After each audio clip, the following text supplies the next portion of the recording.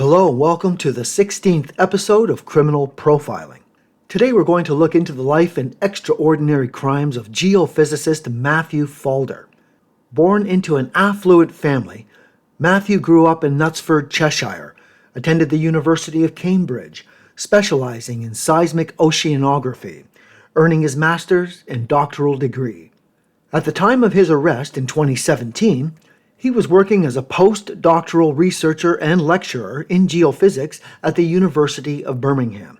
Matthew was well liked by his peer group, who described him as extroverted, funny, and larger than life. He was the life of the party for many years. He grew up with a loving family and friends. He liked dinosaurs, baking, table tennis, 3D printing featuring selfies, and crossword puzzles. However, unbeknownst to his peer group or family, Matthew had a dark side, a very dark side. Using only the internet, Matthew was collecting victims around the world, girls, women, boys, and men, and through blackmailing methods, forcing them to engage in acts so heinous, he would later be considered to be one of the most prolific pedophiles in UK history. Matthew would also secretly film university housemates by placing hidden cameras in the bathroom. We can therefore add voyeurism to the list. Using the darknet and posting on Hurtcore, Matthew forced victims to engage in various acts and to commit various degrading acts or crimes which he would post on the dark web, such as licking a toilet seat or a used tampon, raping a 4-year-old child, there would be other rapes as well, taking nude pictures of themselves in various compromising positions, including children, eating feces or dog food. The demands would escalate and included rape, possibly murder. There were suicides because of what he did, 3 or 4 or even more of them. There was sadism, torture, pedophilia, humiliation, degradation. Some of the crimes that he pled guilty to included arranging or facilitating the sexual exploitation of a child, 1 count. There were 12 counts of blackmail, 4 counts of conspiracy to commit blackmail. There were 2 counts of blackmail, encouraging or assisting an offense of blackmail, believing it will be committed. 3 counts of causing or inciting a child to engage in sexual activity. 20 counts of causing or inciting the sexual exploitation of a child. 2 counts of a conspiracy to distribute indecent images of a child, 12 counts of distributing indecent images of children, 6 counts of encouraging or assisting the commission of offenses of taking, making, or distributing indecent images, 1 count of forced or compulsory labor, 23 counts of fraud by representation, 1 count of intentionally encouraging or assisting an offense of blackmail, 1 count of intentionally encouraging or assisting an offense of child exploitation, 3 counts of intentionally encouraging or assisting an offense of rape, 1 count of intentionally encouraging or assisting an offense of sexual activity with a child family member, 2 counts of a conspiracy to make indecent images of a child, 7 counts of making indecent images of children, 5 counts of malicious communication, 3 counts of participating in the activities of an organized crime group, 2 counts of possession of a pedophile manual, 1 count of possession of extreme pornography, 1 count of possession of indecent images of children, 2 counts of possession of indecent images with a view to their distribution, 1 count of publishing an advertisement about distribution of indecent images, 3 counts of publishing an obscene article. 46 victims would be included in the trial, though the actual number of victims is likely over 300. Matthew would also teach dark web groups how to engage in similar crimes and not get caught. It would take 4 years to catch Matthew and involved the conjoined efforts of the National Crime Agency, the GCHQ, U.S. Homeland Security, Australian Federal Police, New Zealand Police, and the Israel Police. Matthew often posed as Liz, a young female, to assist in gaining the trust of girls and women, boys and men. Some victims were found on sites where employment was sought, such as babysitters or dog walkers. Posing as a sketch artist, Liz would convince his prey to send him nudes so that he could purportedly use to do sketches. Once the nudes were obtained, Matthew immediately did a 180, and the blackmailing and abuse would commence. Matthew was found guilty and sentenced to 32 years in prison, a term which was, upon appeal, reduced to 25 years. Matthew was originally charged with 188 offenses, but pled guilty to 137, involving 46 complainants. So that concludes our bio of Matthew Falder. We're going to come back to who Matthew Falder is and all the different aspects of his life and take a look at it because it is an interesting chart and a complex one. And sometimes when you have a really intellectual person, a complex person like this, the charts are actually easier to read than were he the opposite and very unintellectual and scattered, because those charts are just that, scattered all over the place, and they can be very hard to work with in some cases. So let's begin by assuming we know nothing about Matthew Falder. He is just one of many suspects on the table, and we're trying to eliminate suspects. In order to do this, you need to create a word list that describe things you need to see reflected in the chart 100%. You always begin with those words that have to be there. So in this case, one of the words I pulled out right away was the word deception, because there is a ton of deception involved in the MO of this offender. Also, blackmail is an outstanding crime with this individual. So if we are going to use deception, we stop for a moment and we say, is this the right type of deception we're looking for? Because even though Neptune is the ruling planet for the word deception, deception can come from other areas depending on the nature of the deception. For example, take a car salesman who's trying to sell a hunk of junk to a potential buyer. So he may use energized enthusiasm and build up the positive aspects of the car and keep the person all worked up on these positives, leaving out any of the negatives of the car, and thereby make the sale. He has deceived the person through positive means that did not require Neptunian elements. In this case, I'm going to employ Neptune specifically for a variety of reasons. And mainly it's because the whole platform of this offender is Neptunian in nature. He's using multiple different names to deceive authorities from capturing him. He's taking on the personality of impersonating a young girl named Liz, etc., etc. He's also employing that Neptunian imagination. He's coercing victims into licking toilet seats or used tampons or eating dog food or feces. Some people may be wondering why I'm not employing Scorpio at this point, and that's for a variety of reasons too. One, Scorpio doesn't really deal with fraud and stuff like that, or in impersonations the way this person is doing. It's more Neptunian in nature, and sure, while Scorpio can go to deeper depths of degradation, we didn't see any mutilation, any request to mutilate anyone, or to send body parts to the mail to anyone, things like that. Scorpio goes to extremes. That is not to say that Scorpio won't play a role in this, but it doesn't cover the areas I need it to cover, and that is the areas of the Neptunian nature, the playfulness, the deceptiveness, the impersonations, etc., etc. This will also apply to the word blackmail. Many people will turn to Scorpio when it comes to that word blackmail, because blackmail often involves coercing people out of their money, other people's money.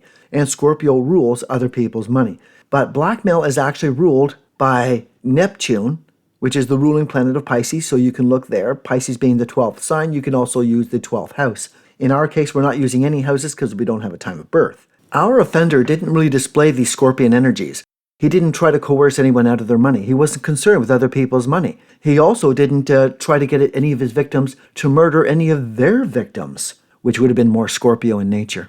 And of course, even if he did, that would be a separate thing. We'd still be looking for Neptune because of the deceptive qualities that this individual is displaying is purely Neptune. So on that note, do we have what we're looking for? We're hoping for something to do with Neptune to be very outstanding, or at the very least something to do with the sign that Neptune rules, which would be Pisces. Unfortunately, if it's got the 12th house involved, we won't know because we don't know the houses. Looking at the chart, we find Neptune is outstanding in a big way. We get Mercury in Libra square Neptune in Capricorn. This is also the only major aspect we can go by, because Mercury opposite the moon may not be in effect because we don't know the time of birth. Our offender is very disciplined and cautious. And we can note here that with Neptune in Capricorn, Capricorn is an earth sign, it's a cardinal sign, and this employs that cautiousness and discipline that we're looking for. What is so significant about this aspect is that it involves Mercury. Our offender is a completely hands-off offender and works purely by the power of word, which is ruled by Mercury. As an aside, you may also note that Mercury is in Libra. Libra rules law.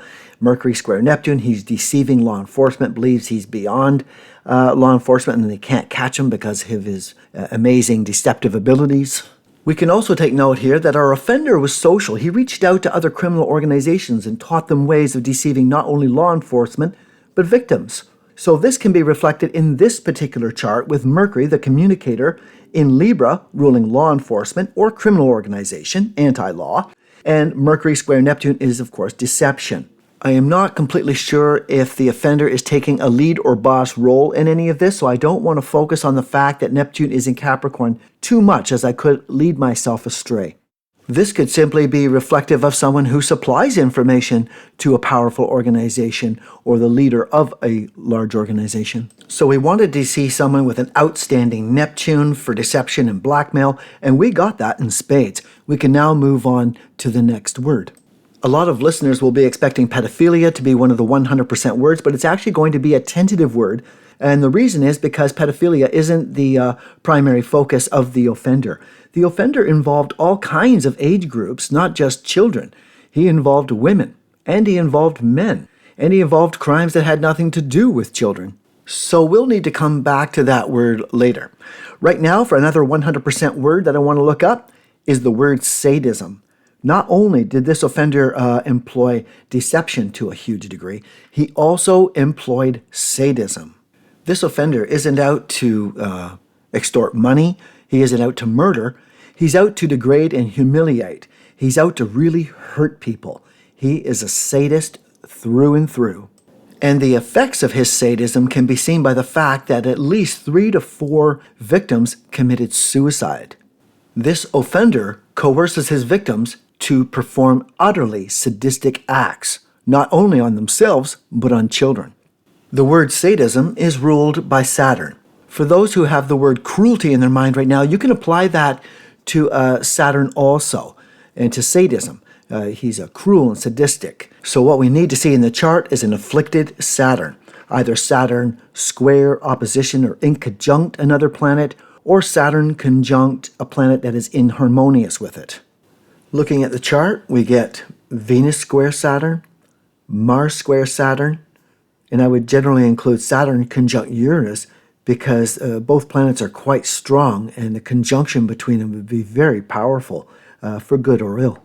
Matthew's chart contains a double T-square. I might as well mention that now because Saturn is part of that T-square. The T-square is composed of Venus opposite Mars, and both of those planets are square to both Saturn and Uranus. And both Saturn and Uranus themselves are in conjunct aspect. So it sort of forms a double T-square. Quite strong. We'll take this one up on the next episode when we get more into the life of Matthew. Right now, we just want to eliminate suspects. In actual practice, this process could be very swift. For instance, we already have a few words that we can separate suspects with. We can already say, separate all those suspects who have an afflicted Neptune for deception, or for sadism, separate all those suspects who have an afflicted Saturn. You would only begin separating suspects when you have ideally 3 or more words that are 100%. In our case, we have 3 words. We have deception, blackmail, and sadism. Although the offender appears to be very good with computers, that's really not what the crimes are about. And computers may not be a big focus in this individual's life. It may just be a means to an end. So I wouldn't put that as one of my 100%. I would use it as a tentative. In regards to voyeurism, I would use that also as a tentative, mainly because it may be used, filming people, may be used simply as a means to carry out the intent, which is to humiliate, control. And speaking of control, control was a large part of the MO of the offender. So we can add this word to our list of words that we can separate suspects with. The word control or controlling is ruled by Capricorn, Scorpio, Aries, their corresponding houses, as well as the planets Saturn, Pluto, Mars. So if you're going to use the word control, you would need to know what type of control to apply to the appropriate sign, house, or planet mentioned. In this particular case, I would focus on Capricorn, Saturn, 10th house, because there's no physicality. And some people may be wondering about his physicality because he does have Venus opposite Mars, Mars square Uranus. It looks like he wants to take action. Why is he so hands-off in these crimes? And this can be reflected in a number of ways. One of the major ways is that Mars, his aggression, his actions, is in Pisces, which is the least aggressive of all the signs. So it pulls back on that. But also, Pisces is the one sign that works behind the scenes, under the radar. So things that are hidden. And he prefers to remain very hidden. And that is Mars in Pisces. And Pisces is part of that T-square. And it's not the outlet for the T-square, because it's Venus opposite Mars, and those two planets are square Saturn and Uranus. Saturn and Uranus are actually the planets for the outlet for Mars. There are, of course, many other factors, such as Mars square Saturn helps to maintain control. Mars sextile Jupiter. The Sun sextile Saturn. All of these elements put together help to maintain control. Were this an actual case, we would stop at this point because we've got 4 words now that we can use to separate suspects. We have deception and blackmail, sadism and control. Of course, these 4 words only involve 2 planets, really. Deception and blackmail involve Neptune, sadism and control, Saturn. Were this an actual case, we could stop for a moment at this point and say, let's separate some suspects. We've got 4 words we can use, which is a good number. We have deception and blackmail, sadism and control. Although you'll note that there's only 2 planets that are involved in these 4 words. For deception and blackmail, we've got Neptune. For sadism and control, we've got Saturn.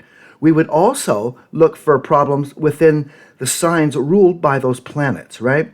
So when we're separating suspects, we would ask that all suspects with an afflicted Neptune or Saturn be separated, but also those with afflictions within, say, Pisces for Neptune and Capricorn for Saturn. I would also ask for the 12th house, which is ruled by Pisces, and not worry so much about the 10th house ruled by Capricorn, because the 10th house is really focused on vocations and stuff, and not something that we're really concerned about. So the criteria in this case is actually 5. Neptune, Saturn, Pisces, Capricorn, and 12th house. Once this process is complete, we could quickly sift through the signs and houses we included with those planets, in this case Pisces and Capricorn and the 12th house, to look at the afflictions that were pulled out to see if they related to the deception, blackmail, sadism, or control we were looking for, and eliminate those based on whether or not they actually relate to that or not. Once this process is complete, we hand over whatever charts we have left to law enforcement, and hopefully we've narrowed down the list enough that they can work with that, or they may ask if we can try to narrow it a little bit more. If they need us to narrow the list of potential suspects even more, it gets a little trickier for us because we have to go back to our individual and look at our key words that we've pulled out, and we have to go to our tentatives rather than our 100%.